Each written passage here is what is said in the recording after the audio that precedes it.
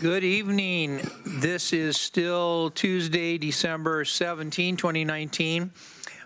We started this day for the Lane County Board of Commissioners at 9 a.m.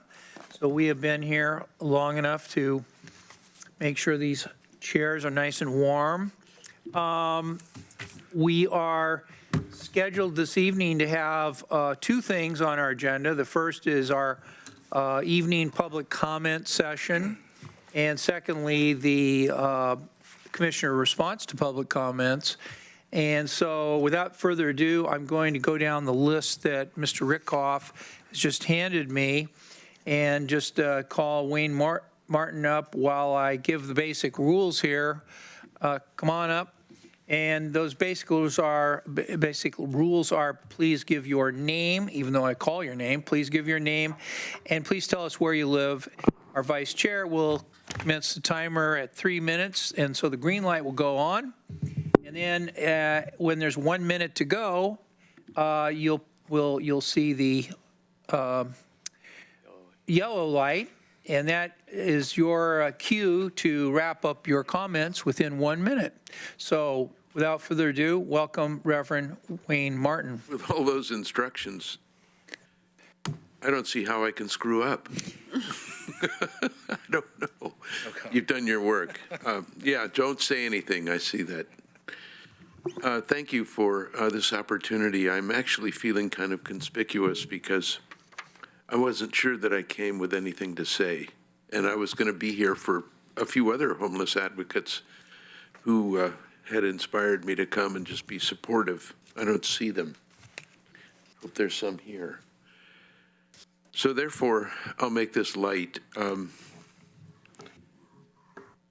There are a number of us who are really concerned about the possibility of setting aside the city ordinance for a few months and allowing people on well-selected properties to be sheltered in tents with paid supervision and ordinances for them to abide by. I know it's a long shot, but I feel as though there are other people that are currently talking about it as well. And it's something that I really have deeply in my heart. A few sessions ago, I remember being here with Karen Gaffney and posed the question about whether or not there were any county properties. And she was very kind enough to, as she is, to respond. But I don't remember that I I don't recall that I got any specific county properties that might be available for a purpose of possibly housing or sheltering people. So I just want to make the point that I'm very committed to doing what I can, as little as it might be, to finding spaces, county and city, that could be used for a pilot program to set up supervised sheltering, say from 8 at night to 8 in the morning, with possibility of being able to leave one's belongings there with a gatekeeper or doorkeeper for the shelter. That's all I have to say. I'm encouraged to just wish you a happy holiday season and that you embrace everybody in your lives. Thanks. Thank you so much. Next up, Jerry Risk, followed by Jim New, followed by David Cramsey. Welcome, Mr. Risk. Good evening, Commissioners. My name is Jerry Risk, and I'm a forester for a family-owned private timber company. First, I'd like to thank each of you for taking the time to be here this evening to hear the concerns of my constituents and myself about an industry we care so much about. Tonight, I'd like to speak with you a little bit about why I care so much about what I do as a forester. I've loved and enjoyed the outdoors for as long as I can remember. My free time is consumed with hunting, fishing, backpacking, and just spending time outside.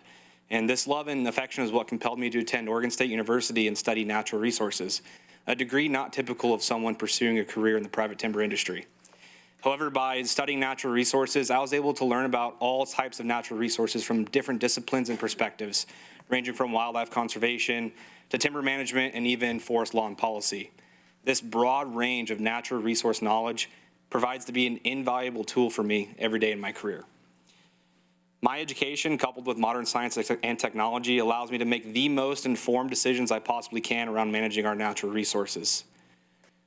In my job every day, I'm helping lay out buffers for herbicide applications and just making sure that we're doing all we can to uphold the practices of the Oregon Forest Practices Act and protecting valuable resources such as water and wildlife.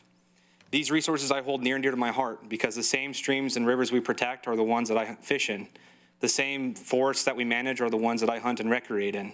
We manage our forests with not only growing trees in mind, but also providing for valuable resources such as water and wildlife. During my young career as a forester, one thing has become very evident to me, and that is how much I care for the land that I work on. But it's not just me, it's the thousands of other foresters and farmers across this great state and nation who work from sunup to well past sundown to provide the food, fuel, and forest products that we all need to survive. We provide for the land because the land provides for us.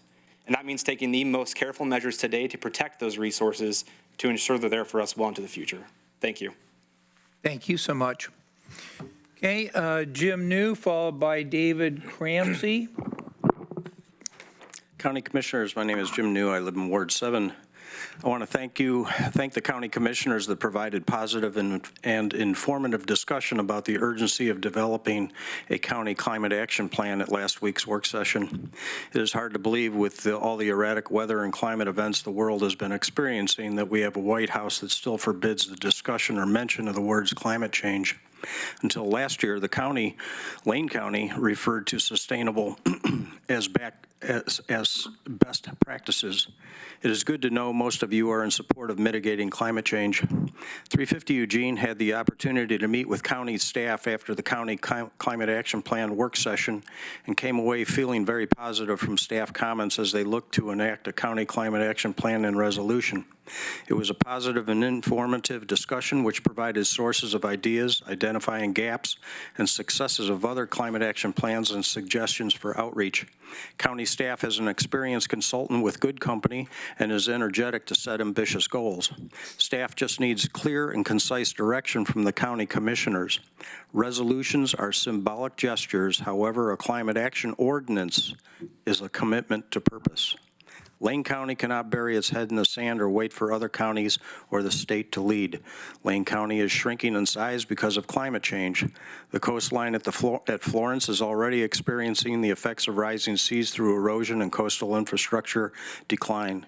This will only escalate. Lane County's wildland-urban interface is a Paradise, California disaster waiting to happen due to drought, dying trees, insect infestation, short-term rotation timber plantations, all leading to high fire danger.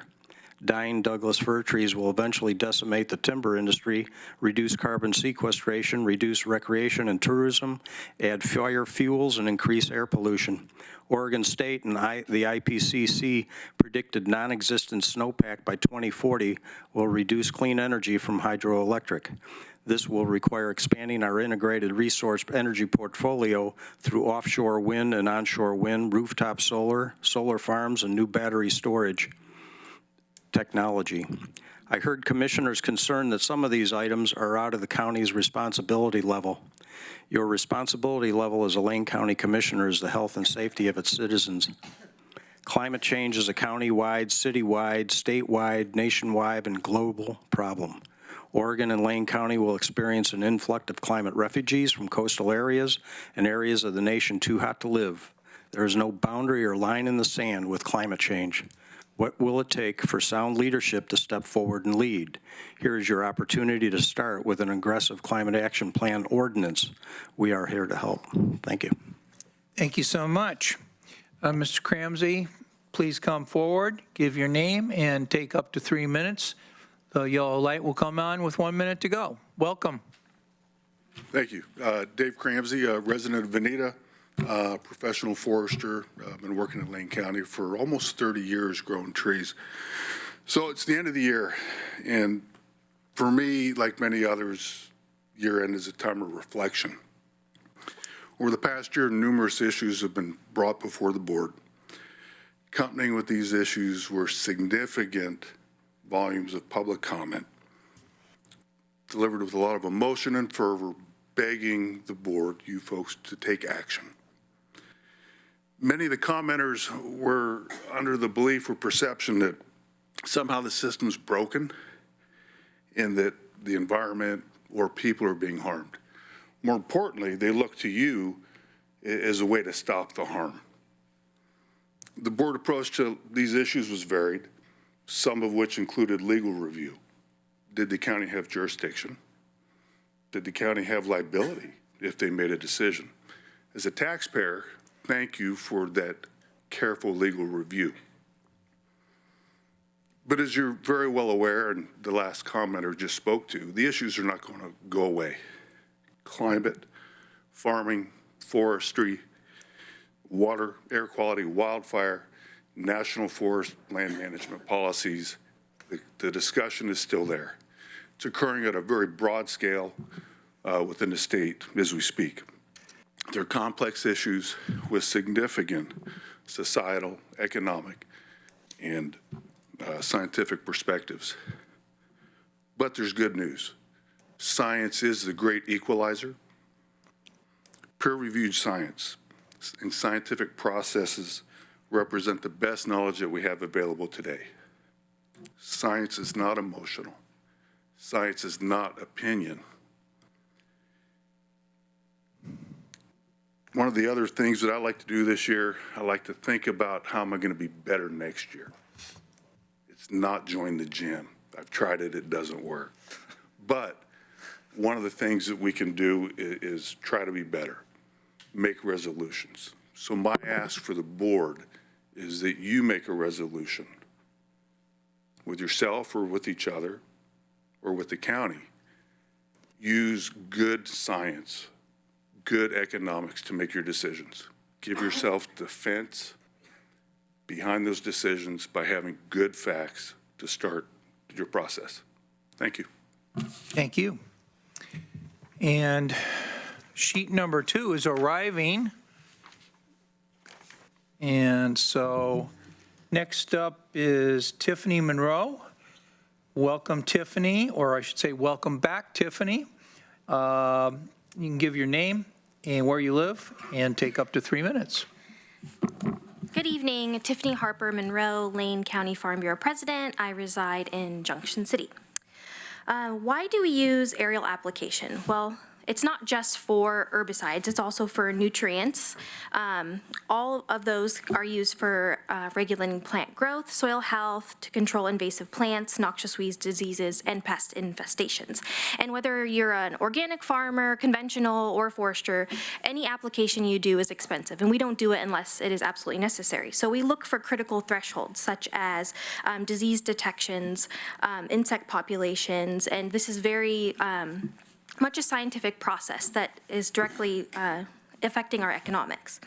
So oftentimes application through aerial application is sometimes the only method that is logical, whether that is weather constraints, like last winter, it wasn't safe for our employees to go into our orchards, so that was the best method, as well as safety when it comes to terrain and other factors. I formerly was an extension agent for Ag and Natural Resources in another state, and I single-handedly witnessed how an insect completely wiped out a native tree species, and this was devastating to Kentuckians as well as other folks within the southern region. And ways of either prevention or controlling things, whether it's insects or plants, is aerial application. And so in Oregon, we are an import and export state. We're right here in the Pacific Northwest. We're very fortunate for that. So we have products going in and out every day. And we don't know when another infestation, whether it's plant or insect or any other type of disease or pathogen, can come through. And by removing a tool, we can literally be putting us in a very tough situation where it can cost us billions of dollars when it comes to economic impact and mitigation. It'll cost us, here in Oregon, and it's something that we don't want to take away. There's also economic and environmental benefits to using aerial application. When it comes to environmental impacts, think about entering a field with soil compaction and things like that. Whether you're stepping in the field, when you're able to aerial applicate, you're not doing that. And when there's less time spent in an orchard or in a forest, for example, we can cover 70 acres in 1 hour on our farm, and it's significantly more using more traditional methods.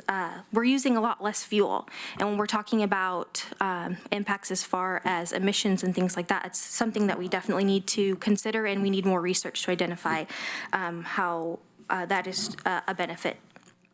Aerial applicators must have a license and follow stringent rules at the state and federal level, and these are taken very seriously, and there are many agencies that work together. In previous testimonies, folks have talked about how aerial spray and herbicides. Oh, thank you. Thank you so much. Okay, Tim Morris, followed by Councilor Emily Semple, followed by Marion Malcolm, followed by Majeska C. Screen. Welcome, Mr. Morris. Good evening, Commissioners. My name is Tim Morris. I live right here in Eugene. I want to talk to you tonight about the biggest topic that is on everyone's mind, homelessness. So a little bit about me. I am a candidate running for Eugene City Council in Ward 1. What that entails is that I get to go into our community and talk to my neighbors and my friends and really have a chance to meet everyone at large. And I really kid you not, when every single conversation, when I say every single conversation is about homelessness, every single person I talk to at the door, every phone call I make, the word homelessness or shelter comes up every time. It is really too late to be able to take action, but we need to take action now. You know, it's that whole, 10 years ago we should have planted a tree, but, we're going to do it today. So what I hear from my neighbors at the door is that people are angry and that they're concerned and that they're afraid and that they don't feel heard and that they feel ignored by their elected officials and even by their own neighbors. I think that we as a county and as a community can do better than this, that we are better than this, and we have an opportunity to make really prevalent and long-lasting solutions to homelessness. My day job is in addiction and mental health services. You can imagine how many folks that come through my organization's door that experience homelessness or experience a lack of shelter or losing their shelter. The stories that I hear, the conversations that I have with my clients in particular that are engaging in mental health services or addiction services are heartbreaking. Every person has experienced some trauma or tragedy in their lives due to homelessness, not causing homelessness, due to the homelessness that they are in at that moment. They talk about their abuse and harm and theft and fear and a lack of compassion from their city and their county that they have a chance to be in. These are not burdens to the community. They're not monsters who do nothing, and they're not people that terrorize our county. They're our neighbors, they're our friends, and they're our children. They are us. They're part of this community just like we are. I realize I'm running a little bit short on time. I just want to recognize as well that I'm a member of the I'm a citizen member of the budget committee here for the county. Last session, we voted to put in the TAC report, which is a 10-step plan to address homelessness, which is a great and amazing plan that I fully support. The problem is that it's a long-term plan, and we need short-term solutions now. Thank you. Thank you. Okay, Councilor Emily Semple, welcome, followed by Marion Malcolm and Majeska C. Screen. Good evening. I'm Emily Semple, Eugene, Ward 1. It's very interesting to be on this side of whatever you call this, where you sit. Thank you for having these forums. It's really a great opportunity for people who can't come to your daytime sessions. And as we all know, we're representing the people, so I appreciate getting to talk to you. I'm also here to talk about homelessness. When I was first on this side of things, I was talking about homelessness. That was 8 years ago. It's one of the main reasons I'm a city councilor. And it's one of the main reasons I'm so frustrated. I haven't really been able to make big changes, not that I promised I could.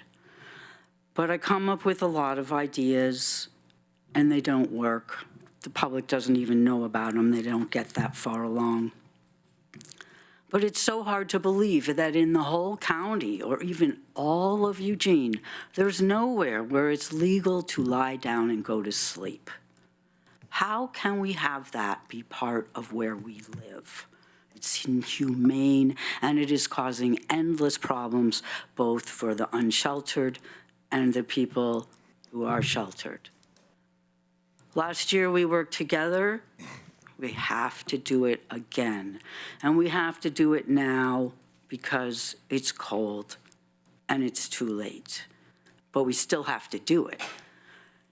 Where people have suggested renting commercial land, can we do that, please? Could we lift the camping ban in a parking lot? How about some of our parking garages? You know, half a floor, it's got a roof, it's got bathrooms, we own them. When the earthquake comes, where is everyone going to sleep? That will be a crisis. This is a crisis. We need to use those same places. I need us to do this together. I'm pleading with you. We have to find a place. Thank you. Thank you. Marion Malcolm, followed by Majeska Cease Green. Ms. Malcolm, I don't know if you came in after some of the comments about how to get this going, but you'll have 3 minutes after you tell us where your name and where you live, and then the green light will come on, and then with 1 minute to go, the yellow light will come on. Got it. Welcome. So I'm Marion Malcolm. I live at 110 Mayfair Lane in unincorporated Lane County in Pat Farr's district. I'm also here to talk about homelessness. And I think we can all agree that nobody should die on our streets or down along our river. And I think the Board of Commissioners understood that back in 2009 when the board agreed to provide funding for the Egan Warming Centers after the death of Major Thomas Egan. But people are still dying on the streets. People are dying on the streets right up till now, right up to this very month. A number of people have died unsheltered on the streets in our communities just in 2019. Egan does operate, the Egan Warming Centers operate when the temperatures fall below 30, but homeless people are vulnerable at temperatures far above that. These are fragile people, and they need shelter all winter long. They're literally at risk. It's literally a life and death matter. And these are mothers and fathers, sisters and brothers. These are human beings, each with a life and a story. I'm asking you to recognize, I think, as Emily Semple just said, this is a crisis. This is a crisis right now, and it requires immediate action because more people will die if you are not part of a solution of immediate shelter. People need safe places to sleep, and I would add that they need safe places to sleep at night, but places to sleep during the day would be great too. There are churches in San Francisco that let people sleep inside during the day. That helps people stay sane and healthy. I think you probably know about the Supreme Court decision not to take up the Boise case, and that lets stand a decision that you can't forbid people from sleeping on streets and parks if there are not other adequate places for them to stay. So really, there's something must be done. I want to just end by sharing a story that everybody knows, regardless of your religious background or your faith practice, and that's the story about the baby born in a manger. At least there was a manger. We need to at least provide the equivalent of a manger for everybody that needs it. Thank you. Thank you. Okay, Majeska Cease Green, welcome. Hello, Majeska Cease Green, Eugene and Springfield. I just want to second what all the other folks have said about the crisis of homelessness and the need for shelter and the need for legal places for people to be. I just want to add one thing, and that is while you're on break and after you're back from break too, I hope that county staff are fully encouraged to work in every way possible with people in the community on collaborations and partnerships. There's so much that can be done outside of actual government action that requires additional authorization from folks at the level that you are at. I know that the Poverty and Homelessness Board 5-year work plan includes some wording that allows for more collaboration with community members. And I'm sure there's other county documents as well that do that. And so I look forward to lots of flexibility and availability and assistance wherever possible when staff are asked. Thank you. Thank you. And Mr. Rickoff is bringing up page 3. Thank you. Next up is Chris McAllister. Welcome to Mr. McAllister. Good evening. My name is Chris McAllister. I come from Springfield. I spoke to you this morning about some sad stuff, and now I come to you talking about happy stuff and collaborations. As you've heard earlier in your meeting, Carry It Forward has worked out an arrangement with the county to be able to provide some services to some of our underserved and unserved populations. And I thank Mr. Mokwarski for that, as well as your leadership on trying to help steer these conversations since Camp 99. While we were out at Camp 99's former property, now going to be Carry It Forward's campus, we're going to be hosting up to 6 people in the car camping program. We will be having bathrooms and access. We will be having trash services for them. This was a little bit too late for Mr. Tom, but it was fought for through every step of the process to make sure that Tom would have a spot when we were looking at the Armory and after we realized it wasn't going to be cost effective. We are bringing laundry and hygiene services to parts of Springfield that do not have any access right now. We're going to be offering safe spots for people to be while they get their clothes done. We are really working hard to foster more partnerships because we need less silos and more bridge posts. And then we can all work together and find solutions. Occupy Medical, Whitebird, community-supported shelters, the list goes on. We really are excited about trying to move things forward, but we need spots now. And so we would like to be able to provide that network so that those spots are able to be given the services they need, to be able to make sure they are not left out in the boonies. So that way, if we want to open up Richardson Park during the winter, we would be able to know that we have outreach people, medical services, food services available. We can reach out to our brothers and sisters in Mapleton and Florence and Oak Ridge and recognize their needs in their grounds. Right now, we currently are offering propane services on an emergency basis, but there's too great of a need, so let's continue to collaborate. I support the strategic plan from 2016 to 2021 and hope that we manifest the other parts of our project in addition to the TAC. So thank you again and look forward to serving with you. Thank you. Thank you. Is there anyone who's present that hasn't had an opportunity to sign up and wants to provide public comment to us? Okay, Mr. LePage. I'm just writing down Al LePage from memory. And I think your pronouns are Memory of town? he and him. And what's your topic?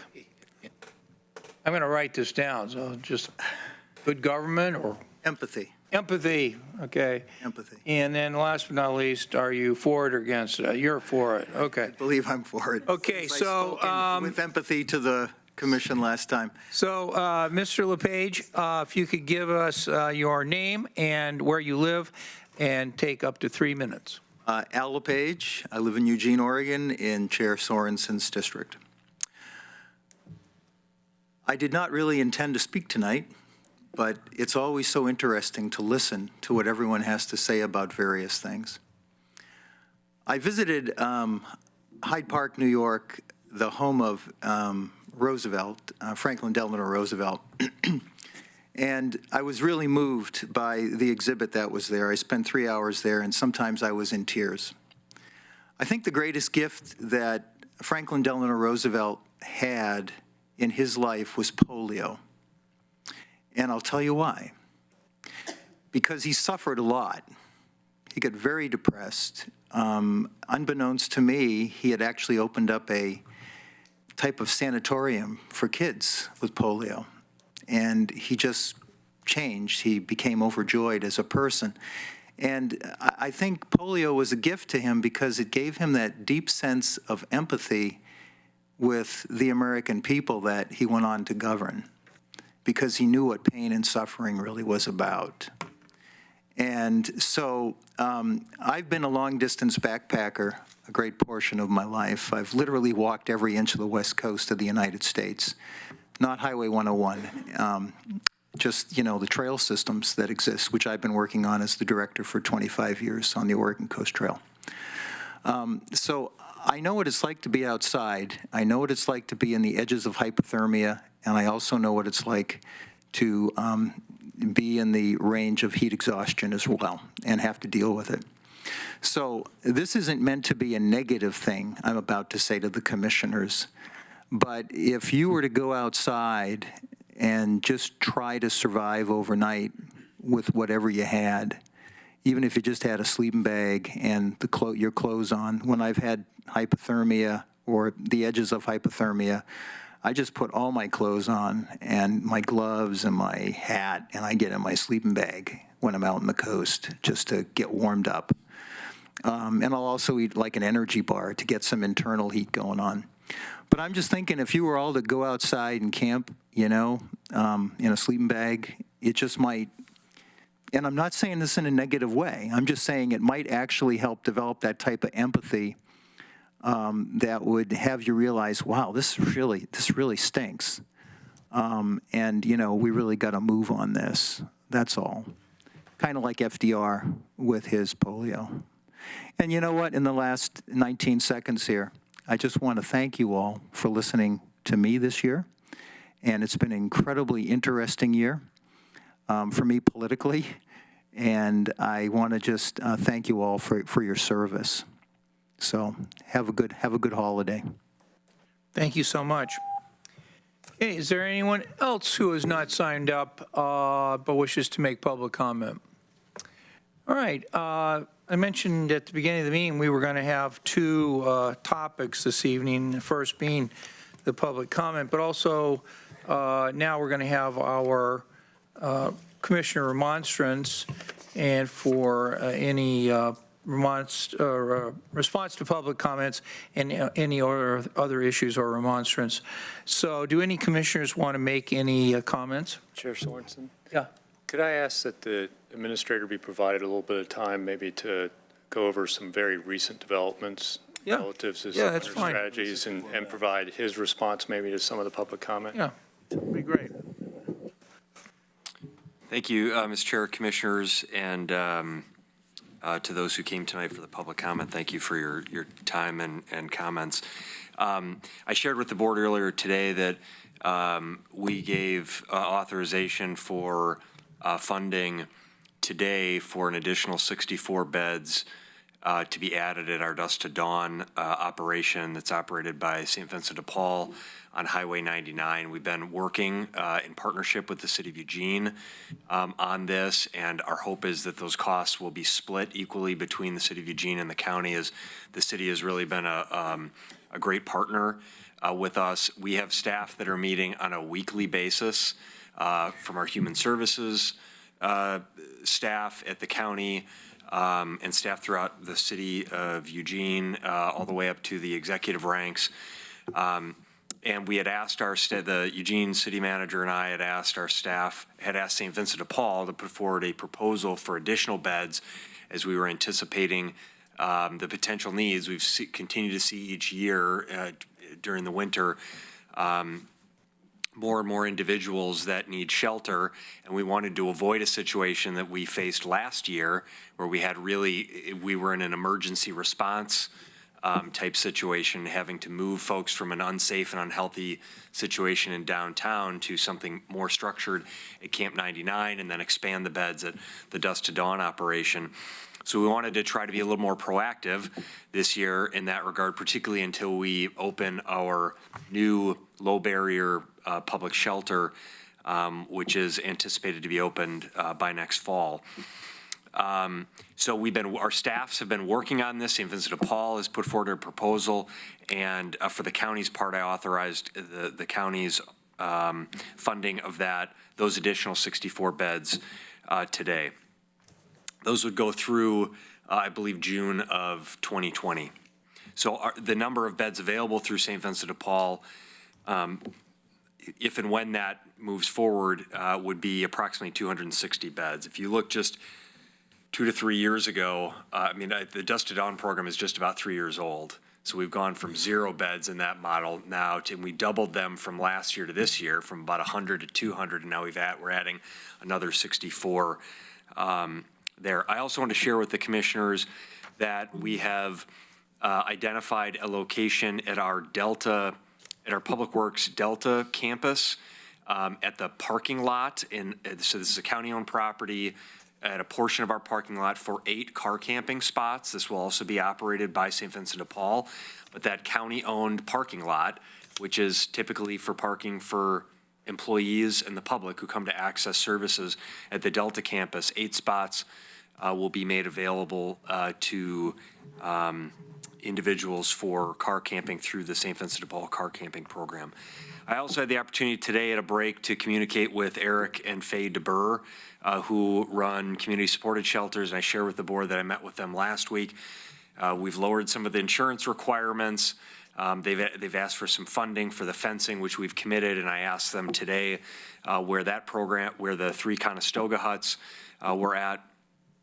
And Eric responded that they are close, that they have a design for where the property is going to go. They have identified sort of the design for the fencing, and once they nail down that cost and where the fencing is going to come from, they'll notify us so that we can pay for it, because we've offered that. We don't want any hurdles to any obstructions in the way of those 3 Conestoga huts going at the fairgrounds.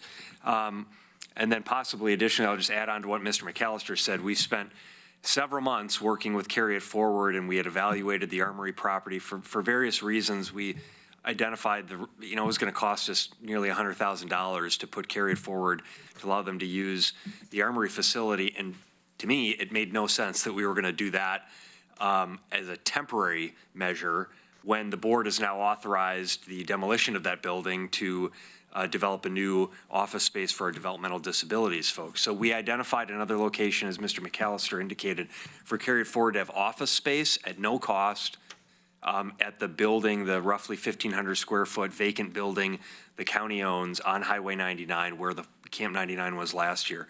So they're able to use that as sort of administrative and storage space.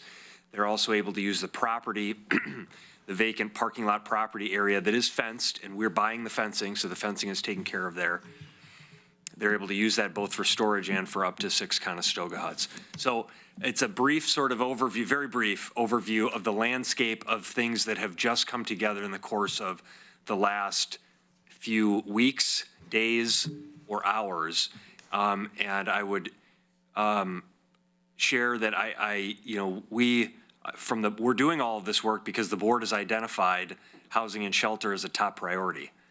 So had you not have identified this as a priority, you're our governing body that has said this is a community crisis and we need to address these issues. So our staff from top to bottom in the organization is really working round the clock with our partners at the City of Eugene, with our nonprofit communities, and engaging with the business community where possible to identify solutions, bust down barriers, and provide every opportunity to find shelter, services, and housing for individuals that are unhoused in our community. The final thing I'll say, as I shared earlier with the board, but for the benefit of the public that's here now and was not then, is we also I met last week with the Eugene City Manager, and we had reviewed 4 properties that city and county staff have analyzed for the potential for a permanent low barrier public shelter. Mr. Martin made comment about that. One property is owned by the city, one property owned by the county, and then there are 2 private properties, and we've narrowed down to 2 preferred properties that we will be beginning a process to further evaluate along with individuals with lived experience and others in the community. And then there will need to be an extensive process where elected officials and neighbors and businesses all participate. And I would just say that I think this is really go time here. This is time for all of us as a community to step up and say, none of these solutions are ideal, we all need to give a little bit of something if we want to solve this crisis. And so it's really lifting these big initiatives is going to require every corner of the community to step up and support and find alternatives if they can't support. Thank you, Mr. Chair. I'm happy to answer any questions. Okay, thank you, Mr. Mokryski, and I'll continue calling on Commissioner Bozovich. Thank you. That's pretty impressive list of what we've done just recently, and that's on top of what we adopted in our budget, which was basically, making permanent basically a doubling of our winter strategies out there on 99 with our Dusk to Dawn and our Dawn to Dawn and our car camping programs. So it's just impressive. We just keep adding capacity to our system. So I really appreciate the report. I also want to just say, Mr. Risk, I didn't see any notes in front of you. That was pretty dang impressive. Did you start Toastmasters in elementary school? I mean, really, that was really enthusiastic. Well, and I didn't hear any pauses or stumbles. It was like, wow, Toastmasters, grade A, But it gets, and, there are over 370,000 people in Lane County that find a legal place to sleep every night. We have this small problem we're dealing with. That's a small portion of our community. But we are, even that small portion, we're finding ways to at least, and you hear, I counted up that was an additional 80 beds almost, 80 more people that are going to have a legal place to lie down tonight or eventually when these programs get stood up. So we keep adding to that. But, the majority of those 370,000 people are laying down in a safe place to sleep tonight in a wood-framed house, possibly with wood siding and maybe even with a cedar shingle roof over it. Our forests are important to us. That's kind of the beginning of housing. And they eat food that come from our local farms. And a lot of those folks are employed in both those places, which allows them to pay for the rent or for their mortgage. So I really appreciate the fact that we continue to get people that come in from our farm and forest industry because, with them, that's allowing a lot of people to have that legal place to lie down and sleep tonight. That majority of our population, that 370,000 plus, that is able to find that safe place to sleep. So I appreciate the testimony that you continue to come in and remind us of those things. And kind of like Mr. Risk and Al, I've done my share of camping and really some pretty crazy circumstances at times. So I know those conditions, whether it was, having to make camp after turning my canoe over in the John Day River in a rapid and having to deal with that to, some of the bicycle camping I've done in some pretty outrageous, weather at times. So, empathy is important and understanding that survival instinct. But I think there's a lot of people that share your experience in camping and can appreciate that.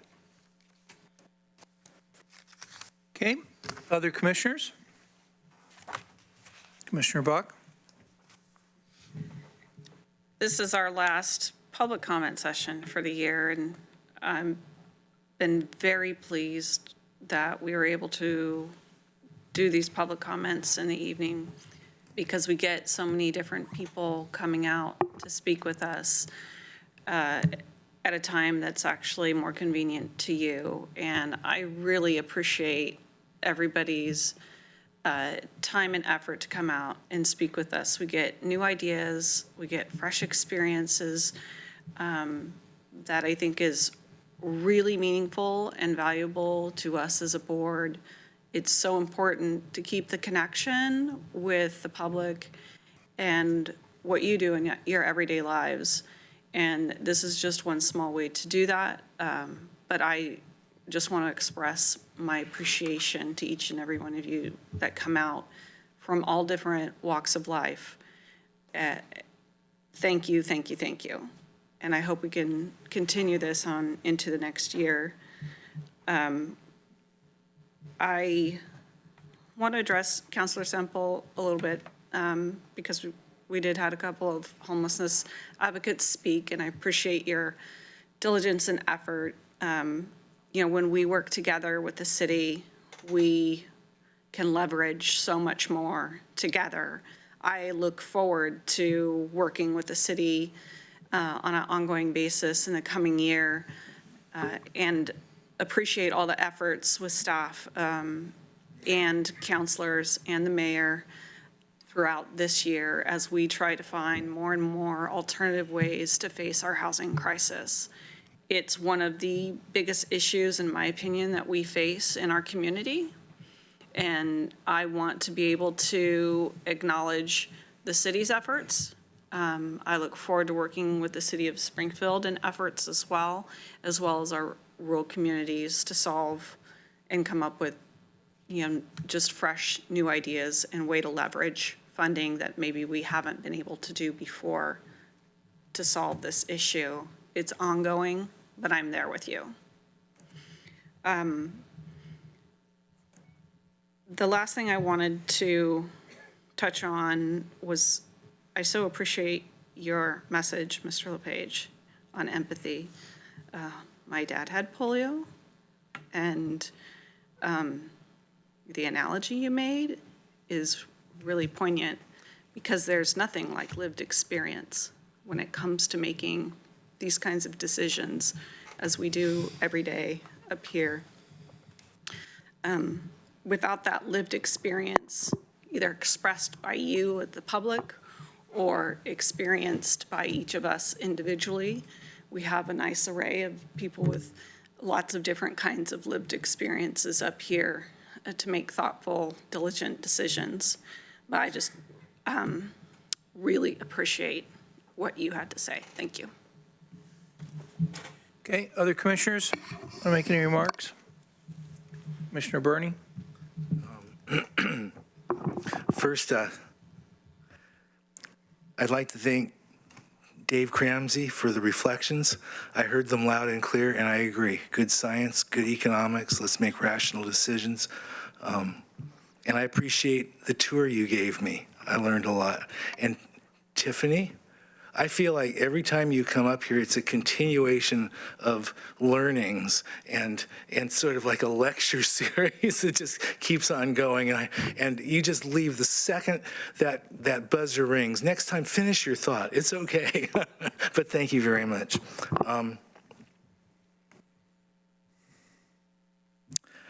I found some of the comments very interesting.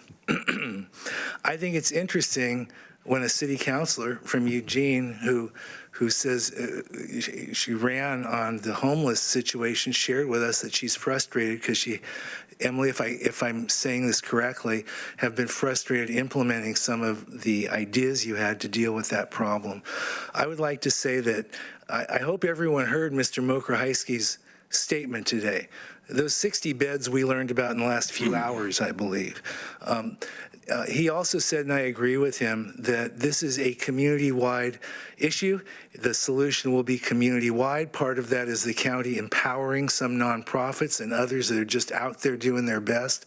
And it's my honest opinion that this county has a bias toward action, is showing up, is trying to be responsive. And as Commissioner Sorensen has said many times, it still feels like the problem is getting worse than government's ability to respond sometimes.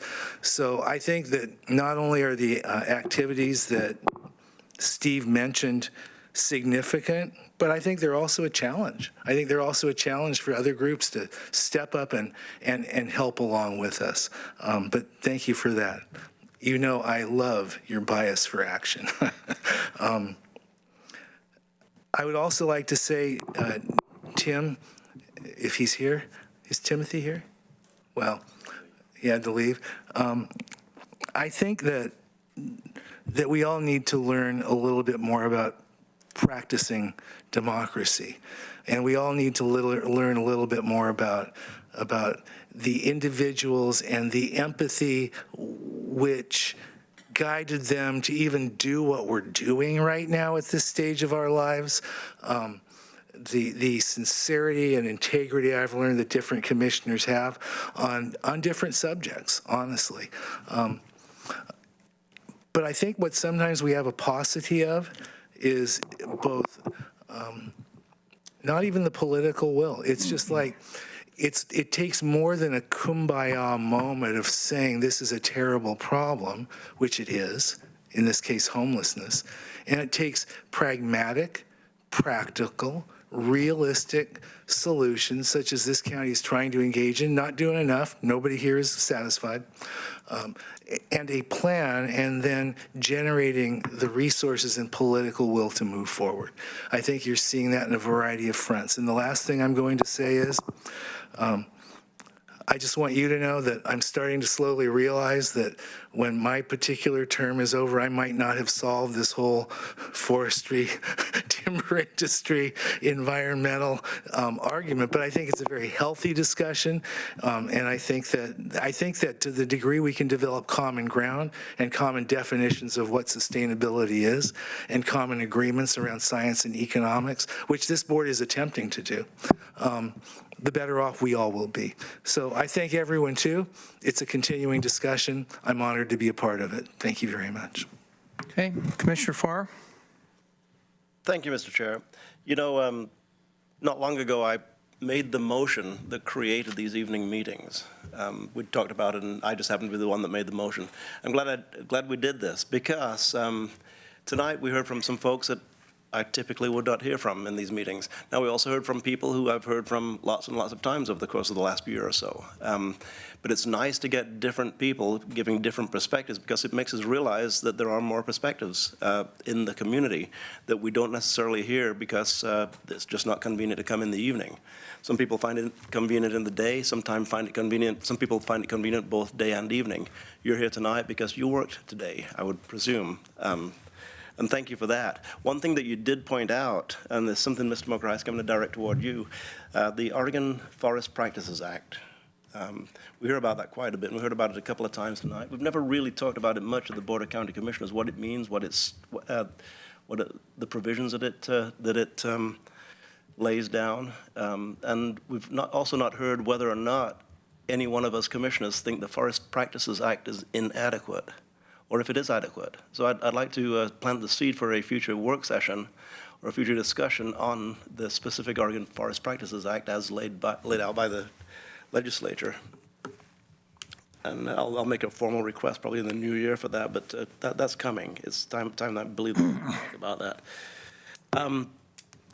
Emily, do you ever feel like you got a pile of tinder and you got a flint and you keep striking it and striking it and striking, and the tinder just won't take off?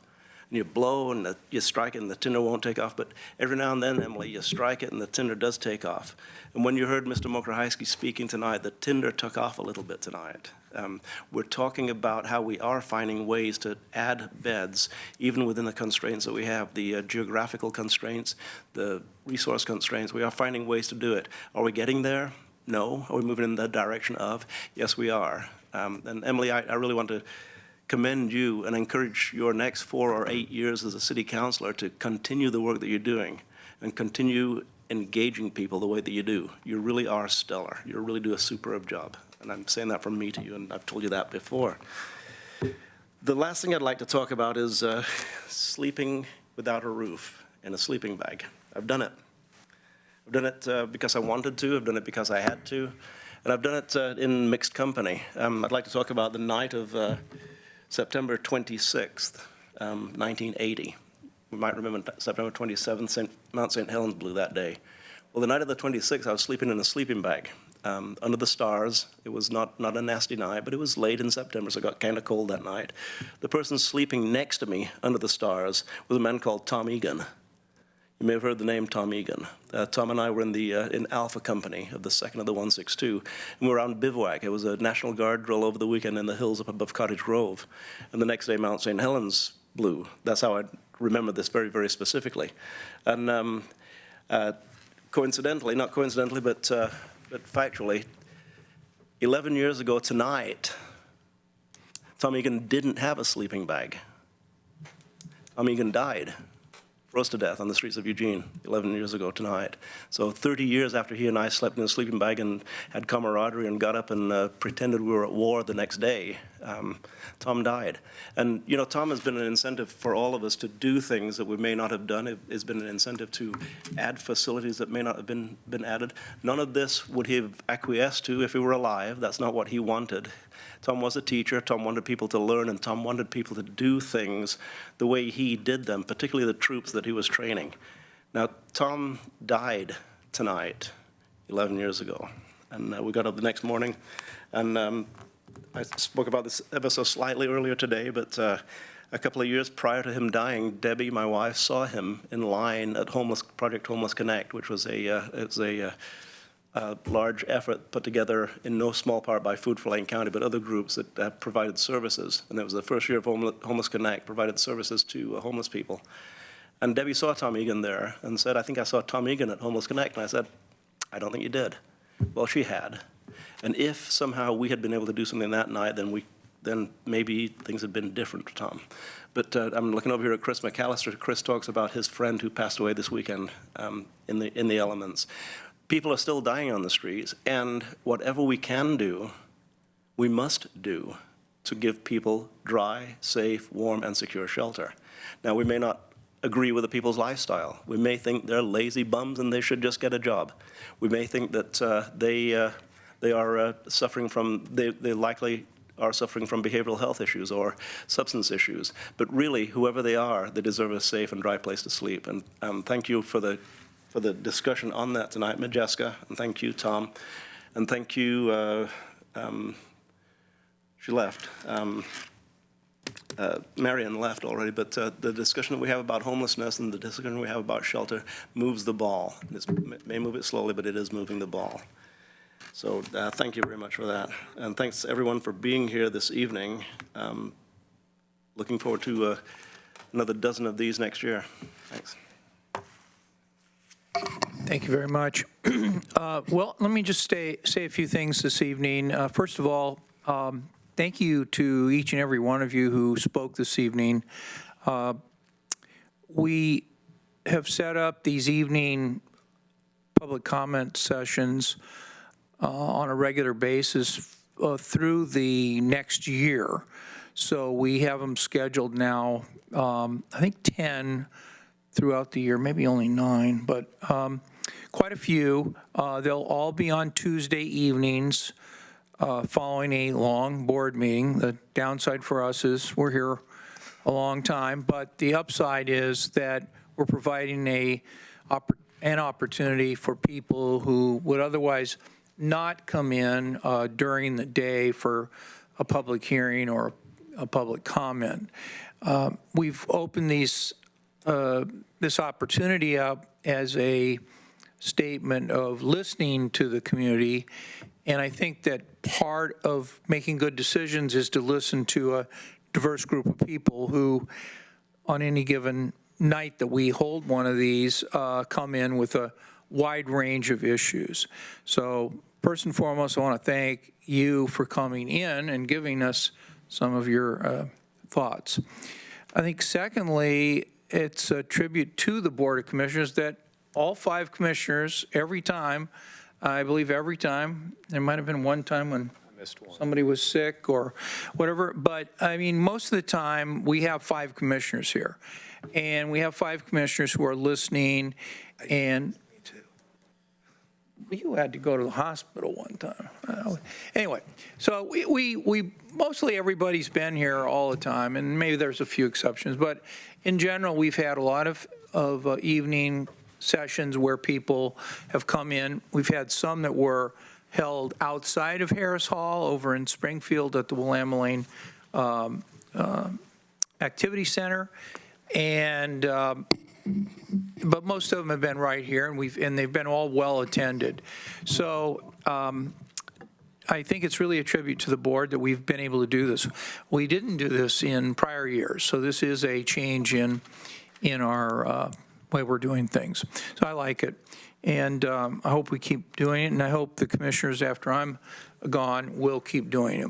Now, as to some of the topics that were discussed tonight, you know, the Oregon Progress Board a number of years ago came out with these ideas that government should be aware of and aspire to hit some very specific goals that were arithmetic, that were not subjective, they were actual arithmetic. One of my favorites was, how many days can you see Mount Hood from downtown Portland?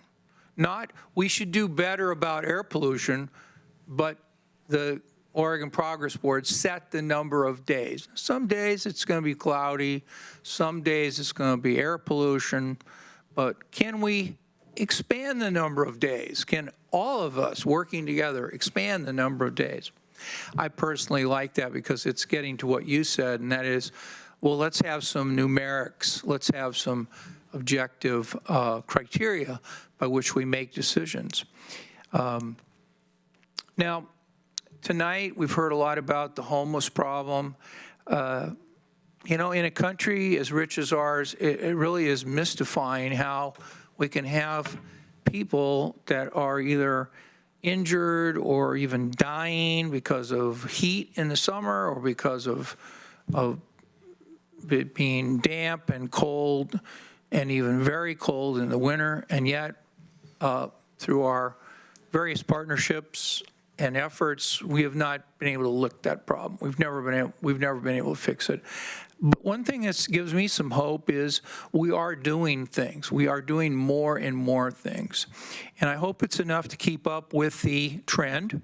I have a fear it might not be, but on the positive side, we've made a lot of progress. And a few weeks ago, several of us were at the groundbreaking for the 51 sheltered units that we're opening near Autzen Stadium on Martin Luther King Jr. Boulevard. A great event. It's going to help people. It won't be helping people tomorrow because it won't be built tomorrow, but it will be built soon, and it will be a wonderful contribution. And thanks so much to our foresters and advocates for commercial and industrial forestry to come in and keep educating us on matters that you consider important. And I guess I'll leave it this way, that I hope that Lane County government, in the form of our board and the public comment that we have, and our very innovative and energetic leadership at the administrative level, most notably Steve Mokrahysky, our county administrator, that helps to get problems solved. And rather than delaying answers to questions, he jumps in and solves problems. And as he's kind enough to say, well, it's at board direction, but I've been here quite a while, and I know that there are many things where boards make decisions and not necessarily they're immediately carried out with the kind of energy that Steve shows. So I just want to thank you for that. We can conclude this now. And I think everybody's had their chance to say things, so Board, I'm kind of turning to you. This was kind of the way we set this up, public comment, remonstrances, and comments, and then we're done. Is that a fair statement? Yep, okay, very good. Can I say one more? Yep, we can have more, yeah. For all, you don't know this, but this is the last time, even though it's been a long day, that we will be together as a board in 2019. So if I may, to my fellow commissioners and to everyone, Merry Christmas, Happy Holidays, Happy New Year, and let's keep making this place as good as we possibly can for everyone. Thank you. Okay. Homes for good tomorrow. Very good, yeah. That's right. So we are adjourned.